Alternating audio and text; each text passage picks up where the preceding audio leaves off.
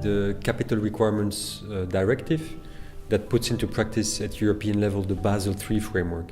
Basically, it's about having banks hold more capital, so when they make losses, they can absorb them themselves and they don't need to call for taxpayers' money. We know, for example, that China and Malaysia, there are countries that have applied capital controls in financial to manage financial flows, capital mobility, and therefore financial instability. Malaysia is an example. During the Southeast Asian crisis, the central bank governor adopted both capital controls and macroprudential tools which stabilized Malaysia in ways that the other Southeast Asians were not stabilized during that crisis. So yes, there are policy tools, and we do know how to do this. And the IMF is now talking about this, although the IMF recommends taxes on mobility of capital just for inflows, whereas we ought to discuss it both for inflows and outflows. I think we really need to think about where the instability came from, and it really came from the private banking sector. And I think one response is to have more public investment and also public banking, because I think the private banking sector is incentivized by profit and therefore can create enormous amounts of very unstable debt, whereas the public banking model is much more focused on achieving social benefits, so it's a more stabilizing way of investing, I would say.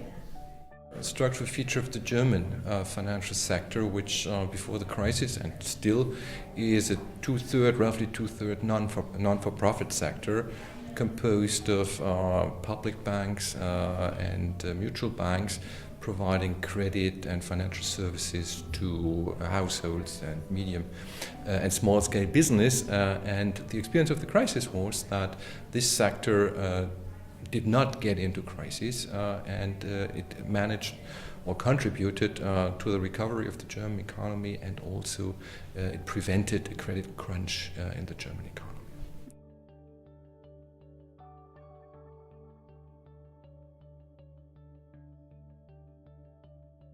No, I'm afraid there's no example, for the good reason that after the crisis, the mandate of the G20 given to the Commission in Europe was to avoid that the financial system would hurt society instead of making the financial system serve society. So that's very different, but no, because it's completely out of scope. We could look at regulation in the Netherlands. It's a bit stricter than EU regulation. An example is the bonus cap. According to EU regulation, bankers can earn a bonus up to 100% of their annual salary. And in the Netherlands, the Dutch Minister of Finance has reduced this to only 20%. And the whole idea behind this is to reduce perverse incentives for bankers to run too high risks. And that is particularly done as a response to critique from civil society, from consumers, from bank clients. What I would suggest, in order to have more socially responsible banking, this is one aspect, would be that individual CEOs at the banking sector, at the insurance company, at the fund managers are held individually responsible for their action, and that has not happened. So the incentive is for profits, but there's no incentive to build up a socially responsible banking or financial system. I've just come from New Zealand, where they have a housing bubble, and they don't have a capital gains tax. Now, a capital gains tax is a macroprudential tool that would do something to take the heat out of a housing bubble, a market that is becoming overinflated, price inflated. And where that has been applied, it has moderated inward flows. There are many tools that central banks can use. They can use loan-to-value ratios. Mainly, they could manage credit creation by the private banking system, and they could manage capital mobility. And they could also, if they wished to, by issuing bonds of different maturities, manage interest rates across the spectrum of lending and not just for the base rate of lending. Measures should be adopted trying to remove the incentives of banks and also private agents for getting a large and excessive size of borrowing. Effective measures, for instance, that were implemented in the past in Spain has been, on the ones, for instance, first, the removal of tax allowance in the mortgage system. This is an effective measure that impeded and excessive growth of mortgages in Spain. Another measure that could be effectively implemented in order to avoid an excessive giving of credits by banks could be the implementation of a mechanism of countercyclical dynamic provisioning, trying to make, in this sense, more costly for banks to give an excessive amount of credits.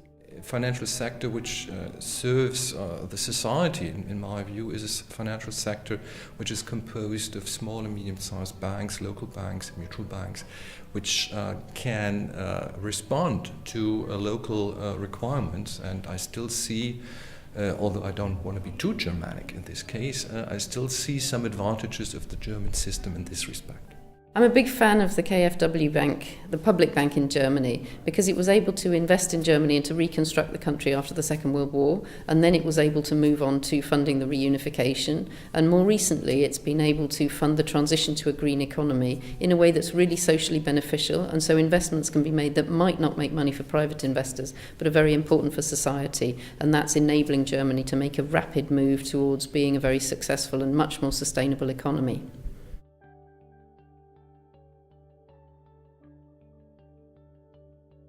No, unfortunately no, and that's why most economists will tell you that the next financial crisis is looming because they are too weak. So capital requirements, CRD4, it's actually up to the banks to measure risk within their own boutique, and so they cheat, inevitably they cheat. So there's an ongoing discussion today to actually have something more stringent so that people measuring risk are outside of the bank, and it's a lobby battle. So it's ongoing now, so it's a very important topic, is to make sure that CRD4 and capital requirements work, because they don't work today, they are too weak. So no, the current system will not prevent a future crisis.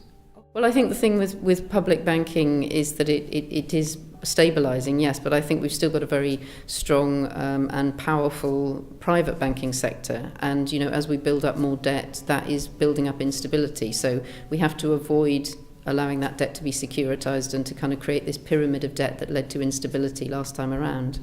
Some measures should be adopted by countries. The problem is that in order to be effective, many of these measures must be adopted in a coordinated way.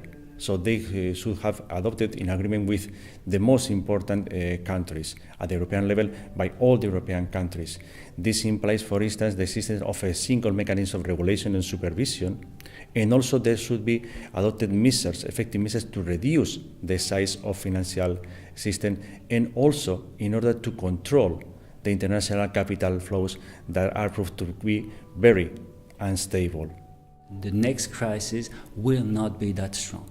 Why? Because we've created a banking union.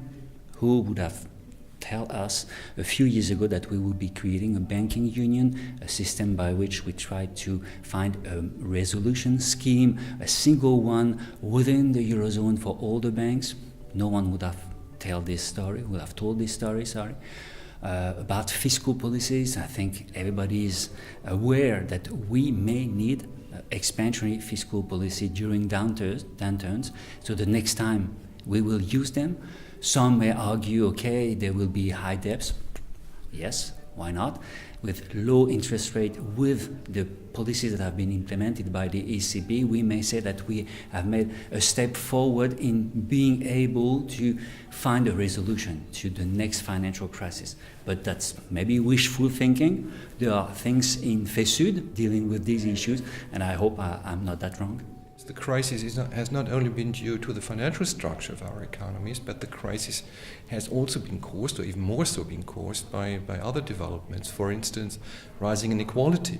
I don't see that the trend towards rising inequality on a more broader scale has been or is about to be reversed. I mean, in Germany, we now see that inequality is not rising anymore.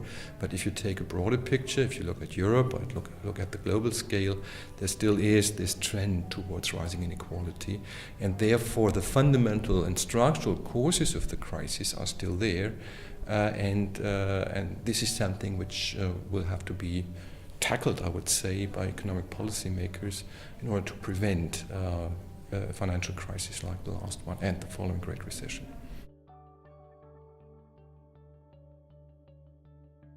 Well, I would put a lot more emphasis on public banking rather than private banking, and I would basically stop securitisation, and I'm working on that in the Parliament at the moment, but I don't have the power to stop securitisation happening altogether, but I think we should limit it and really limit its role so it can't create future instability.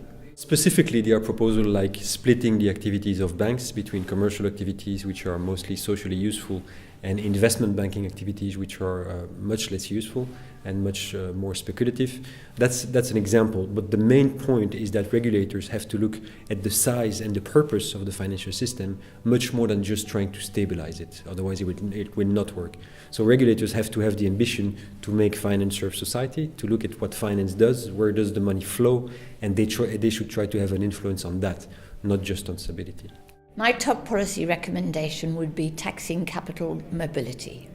It's the thing that was agreed after the 1929 crisis in 1933, when Keynes became influential and Roosevelt became president, and it was agreed that what was necessary was to subordinate the banking system to the interests of the economy as a whole, and the best way to do that is to manage capital flows in order that central banks can manage other aspects of the economy, including interest rates and exchange rates.